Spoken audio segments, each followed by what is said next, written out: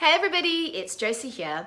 I'm going to be doing my May wrap-up part 3. So these are the books specifically that are Riot Grrrl focused books. So I wanted to kind of do a separate video wrapping up these ones. So Riot Grrrl is something that, for those of you that don't know, I'll kind of start there. So Riot Grrrl was a movement in the 1990s. And it was basically, it started really with the music. So the early 90s punk rock grunge scene was very male dominated. It was actually quite a kind of a dangerous scene for women to be in if they were out. So what would happen at a lot of shows, there was a lot of moshing, there was a lot of fighting, women were being assaulted as well. And it was very masculine. And women kind of looked at this and said, you know what? We want to be able to go to shows and be safe and feel like we belong. And also, why are all of these musicians male? Why can't women get on stage and play loud, aggressive, amazing rock music? Why is this kind of exclusively for men? So you had a few bands that then started out. Bratmobile is a band that was very much credited with being the first, I guess, Riot Grrrl band. And if you haven't heard them, go check them out. They're awesome. And this was in the early 90s, so it was 91, 92. And they were just incredible. They just played loud music. There were women playing their instruments, screeching at the top of their lungs. They were out there, they were proud, they were strong. And it was just a really cool movement. And out of that, you also had zines, which were a huge part of the movement. So kind of the whole pre-internet and social media vibe. People actually made and created sort of pretty much handmade, cut and paste in most cases, little like newsletter type things that we call zines, and those were to talk about the music issues. Obviously connected with the whole Riot Grrrl movement was feminism, women's rights. So it was really a kind of just celebrating strong, tough, being a strong woman, standing up for your rights.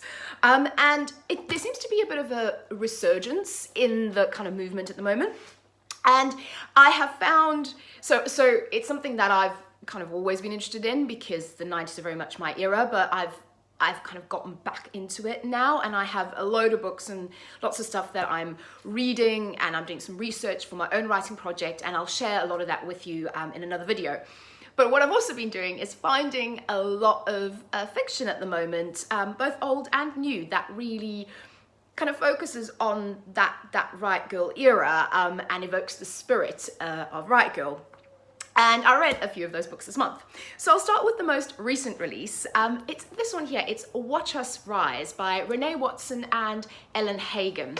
So this book, first of all, if you see the symbol there, that is the kind of the Riot Grrrl symbol. So immediately when I saw that cover and I saw the Riot Grrrl symbol on there, I was like, well, I need to buy this book. And I was really glad I did because it is an awesome book. So the synopsis is you have these two girls, they're at high school, they're called Jasmine and Chelsea, and they're kind of, their school has various clubs, and Jasmine and Chelsea and their friends are members of various clubs, but what they find is the clubs are very, they're very restrictive. They're also quite still patriarchal in the sense that they're quite male-orientated. These girls feel like they don't really have that much of a voice. They can't express themselves in the way that they want to. So what they do is they decide to form their own club, and as a part of these clubs, so this is obviously set now in the era now, so this isn't set in the 90s, this is just evoking that spirit of Riot Grrrl. So what they do is all of these clubs have blogs online, and they start to write for their own club, their own blog, and it's very much like a Riot Grrrl feminist blog, and they talk about their issues, they talk about their feelings, they talk about what they want to say, and they find that they are met with both, a lot of people love it, and they do like poetry and writing, and a lot of people really connect with it, a lot of girls particularly connect with it, but then they get a lot of pushback as well, particularly also from the administration, people complaining they don't like them kind of raising their voices, they don't like them raising issues. And I really enjoyed this. It's a great book. It really invokes that kind of spirit. What I also loved about it is one of my favorite things, well, probably my favorite thing of all time in books or tropes in books is female friendship. There's great female friendships in here, you know, women supporting women, not a lot of romance, which is nice, more focuses on the the friendship between the girls and them really kind of fighting for their rights and trying to be heard and getting your voice heard. And I think obviously this is set in high school, this is set around teenage girls, but I think it's something that everybody, whether you're male or female or old or young, it doesn't matter, you know, you want your voice to be heard. And I think that's a great message in this book, is kind of rising above the noise, sometimes doing what might make people feel uncomfortable, but if you think it's the right thing, is being able to raise your voice and give your opinion. Really enjoyed this. So it's a 4-star book for me, and I really highly recommend it. Then the next one is a slightly older one, and it's this book over here, Moxie by, Jennifer Mather. I keep wanting to say Samantha, I don't know why. So Moxie's been around for a while, and I kind of, again, I saw the cover of this book and I loved it instantly. So again, if you don't know, the stars and that drawn on the hand of the cover, it was very much, again, you've got that fist, that Riot Grrrl symbol, and it was a thing that was in one of the zines, it might have been Kathleen Hanna, who kind of, it was almost like a call to action, was to draw stars and hearts to draw on your hands, and it was kind of to identify you as a Riot Grrrl. And that's actually what happens in this book as well. So with this book, this is set now, but it's influenced by Riot Grrrl, and actually Riot Grrrl is very much referenced in this. So you've got your main character, I'm trying to remember what her name is, Viv, which actually, I should remember this, which I loved when I was reading it. So Viv, again, for those of you that are familiar with angry rock chick music, Viv Albertine is from the fabulous band The Slits. So I feel like her mom called her Viv after Viv Albertine. I don't know if that's ever actually said on the page. I'm not sure it is, but in my head, that's what was going on. But anyway, that's an aside note. So Viv, she goes, again, she's in high school. This is a YA book. So she goes to high school, and they have a dress code, but it's kind of laxly enforced. And then all of a sudden the administration gets very hot on enforcing the dress code. And the dress code seems to only be enforced with girls. And basically what they're saying to the girls is, oh, you can't wear this, you can't wear that, that's too flashy, that's too revealing. And they really get fed up with it. The girls in this high school, they really feel like, A, they're being targeted and also being blamed. So the idea that, so you have a very sexist environment in the school. You've got the football team who are sort of the gods, and they can do no wrong and they can do whatever the heck they want. And, you know, there are instances where there's kind of like sexual assault, or that they're very sexist. They're wearing these horrendous t-shirts with slogans like "nice legs, when do they open?"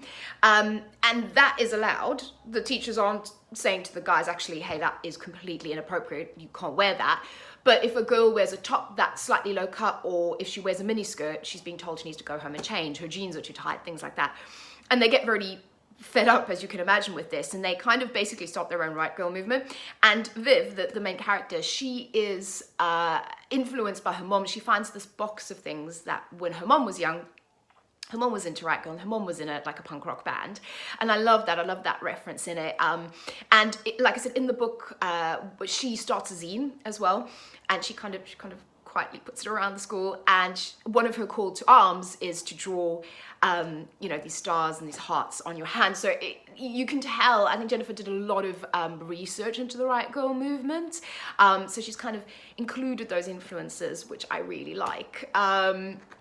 It's really sweet. It's lovely. I love the whole atmosphere of these girls fighting back, of you know, what they do, and just being immersed in that feel of Riot Grrrl. Again, it's a 4-star read for me. I really enjoyed it. You might sense a theme in this video. So the third fiction book I've got here is Girls on the Side by Carrie Pack.